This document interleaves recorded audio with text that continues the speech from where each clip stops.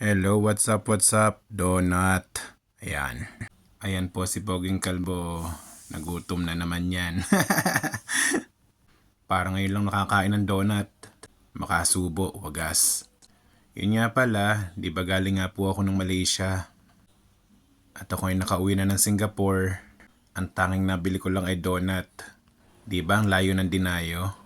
So ayan sa Malaysia yan, pababa ako ng escalator, papunta ako sa donut store. Ang Jayco Donut. Talaga naman pinipilahan, kaya naman ako'y nakipila na rin. Ang dami lang mga choices oh. Hindi mo naman kasi makakaila na masarap naman talaga ang Jayco Donut. Hindi masyadong matamis. At ayan, 1 dosena nga pala binili ko. 1 dosenang sarap. At ayan, binayaran ko na nga. Para nang si Poging Kalboy nang makauwi na. O ayan, nakabili na. Happy yan. Ang layo ng lalakbay ng donut na to. Finally, nakabili na rin. Tara, uwi na tayo. Balik na tayo ng Singapore. Bye-bye!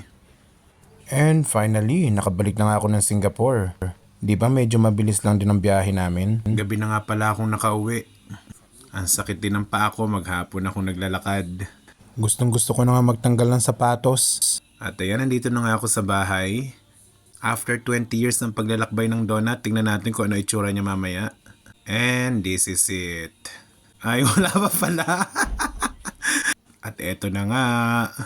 Charan! So okay naman pala. Yan, hindi naman pala siya nasira. Tikman nga natin. Sarap. First time yan.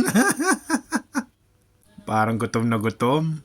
Ikaw ang may pasalubong, ikaw din ang unang kumain. So yun lang mga lods. Thank you for watching. God bless.